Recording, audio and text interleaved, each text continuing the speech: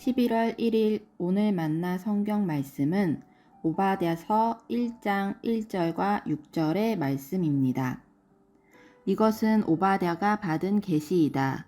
주 하나님이 에돔을 두고 하신 말씀이다. 주님께서 여러 민족에게 천사를 보내시면서 너희는 일어나라 에돔을 쳐부수러 가자 하신 말씀을 우리가 들었다. 그런데 에서야, 너는 어찌 그처럼 샅샅이 털렸느냐? 내가 깊이 숨겨둔 보물마저 다 빼앗기고 말았다. 아멘. 오늘 만나로 만나주시는 하나님을 기대합니다. 오늘부터 오바댜를 함께 봅니다. 오바댜는 한 장으로 구성되어 있으며 그마저도 21절 분량인 아주 짧은 예언서입니다. 그리고 독특하게도 예언자의 메시지가 향하는 곳이 이스라엘이나 유다가 아닙니다. 물론 회복과 승리에 대한 언급에서 이스라엘이 잠깐 등장하지만 오바댜는 이스라엘의 주변국들, 그중에서도 특히 남왕국 유다와 인접하여 있던 에돔을 향해 하나님의 말씀을 선포합니다. 에돔은 사해 남단의 광활한 사막지역, 오늘날의 요르단 땅의 왕국을 일구었습니다. 족장들의 기록은 흥미롭게도 에돔이 야곱의 쌍둥이 형제였던 에서로부터 비롯하였다고 그 기원을 설정하여 전승하고 있습니다. 국경을 서로 맞대고 있는 대부분의 고대 국가들이 그랬던 것처럼 에돔과 이스라엘, 유다는 그렇게 우호적인 관계는 아니었습니다. 에돔과 이스라엘은 연합왕국 시절부터 물리적 충돌이 잦았으며 다윗 통치기에 비로소 진압되어 연합왕국 이스라엘의 신하로 복속됩니다. 연합왕국이 각각 북왕국 이스라엘과 남왕국 유다로 나뉜 이후에는 주기적으로 반란과 진압, 충돌과 소강 상태가 이어집니다. 북왕국 이스라엘에 이어 남왕국 유다마저 바벨론 제국에 의해 멸망하자 에돔은 무주공산이 된 유다 지역을 차지합니다. 그리고 잔류하던 유대인들과 융화되어 이두메인들이 생겨납니다. 그리고 먼 훗날 이두메의 후손인 한 가문이 외세를 끼고 팔레스타인 전역을 통치하는데 이들이 이스라엘 역사의 마지막 왕정을 이루었던 그 유명한 헤롯 왕가입니다. 이스라엘 유다와 에돔의 역사를 알고 이 예언서를 읽으면 에돔을 향한 하나님의 말씀이라는 전제 자체가 하나의 메시지임을 우리는 알 수 있습니다. 마치 예언자 요나를 읽을 때 이스라엘의 주적이었던 아시리아 제국의 도시 니느웨를 향한 하나님의 말씀이라는 전제가 예언서 이해의 핵심으로 작용하는 것처럼 말이지요. 그래서 이 예언서의 첫 시작이 우리에게 남다른 울림으로 다가와야 합니다. 이 말씀들은 예언자 오바댜가 받은 계시입니다. 주 하나님께서 에돔을 향해 이렇게 말씀하십니다. 하나님은 우리 혹은 그분과 무관하다고 설정해둔 대상과 영역을 향해 쉼없이 당신의 마음과 말씀을 전하시는 분입니다. 우리는 하나님과 그 아드님 그리고 그분의 영께서 이렇게 경계를 넘나드시는 분이라는 걸 머리와 생각으로는 잘 알고 있습니다. 하지만 막상 나의 삶에서 경계밖에 둔 대상에게 하나님이 구체적으로 접근하시고 일하심을 마주하면 우리의 감정은 아주 복잡해집니다. 내가 아주 미워하거나 불편해하는 누군가에게 하나님이 메시지를 직접 주시고 삶을 지도해 주신다면, 심지어 그 과정에 내가 중요한 역할을 해야 한다면 우리는 어떤 심정이 될까요? 앞서 언급한 예언서 요나는 바로 그런 주제를 본격적으로 다룬 책이지요.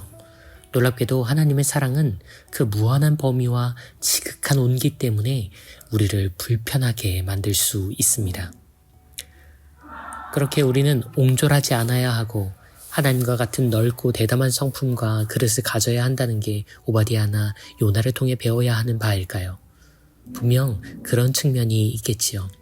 하지만 저는 오히려 하나님은 그분의 사랑으로 인한 불편을 많이 경험하지 못하고 있는 것이 우리의 안타까운 현실은 아닌가 고민해보게 됩니다.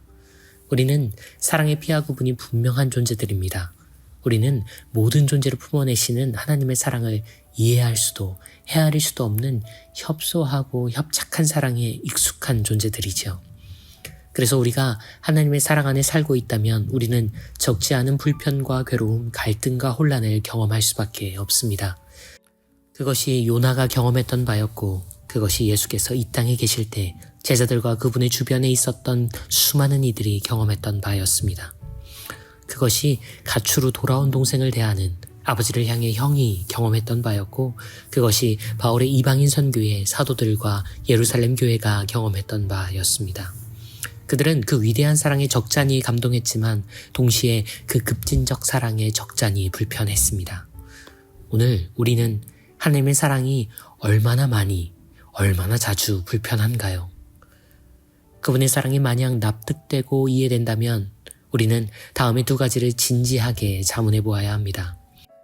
나는 하나님 사랑의 범위를 나와 내가 이해 가능한 주변부에만 제한하고 있지는 않은가? 나는 에돔이나 니누에, 사마리아나 이방인을 마주하지 않고 살아가고 있는 것은 아닌가? 오바댜를 통해 하나님은 에돔을 에서라고 부르십니다. 하나님의 에돔을 에서로 호명하실 때 예언자와 유다의 사람들은 불편했을 겁니다. 하나님 그분이 우리의 원수를 따스한 인격적 호명으로 부르고 계신다는 점이, 더 나아가 그 원수가 사실은 나의 쌍둥이 형제의 다름 아니라는 사실이 언짢고 괴롭고 편치 않았을 겁니다. 하지만 하나님은 바로 그 불편을 시작으로 우리를 당신의 성품으로 더 깊이 초대하십니다. 하나님은 바로 그 갈등을 토대 삼아 당신의 나라를 기어이 일구어 가십니다. 그러니 여러분, 우리 조금 더 불편해집시다. 하나님의 사랑이 따스하기만 하다면 그 사랑의 범위를 다시 설정해 봅시다. 하나님의 사랑이 편안하기만 하다면 오늘 나의 에돔, 나의 니느웨, 나의 사마리아, 나의 세리와 죄인들, 나의 이방인들을 찾아가 봅시다. 오늘 하루 다른 무엇이 아니라 오직 하나님 그분의 사랑 때문에 저와 여러분의 삶이 조금은 불편해지길, 조금은 복잡해지길 소원해 봅니다. 주님, 그 사랑이 어렵습니다. 그 사랑이 언짢습니다. 그 사랑이 불편합니다. 하지만 그 사랑을 보겠습니다. 그 사랑을 주겠습니다. 그 사랑을 담겠습니다. 불편을 평안으로 바꾸시는 분, 불협을 평화로 만드시는 분, 그리스도 예수님 그 이름으로 기도합니다. 아멘. 두 가지 제목으로 함께 기도합니다.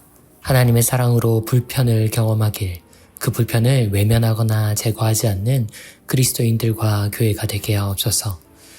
사랑의 복잡한 역동을 우리가 잘 배우고 소화하여 이를 주변과 다음 세대에 잘 전달케 하옵소서. 기도하신 이후에 개인의 기도로 경건을 이어갑니다.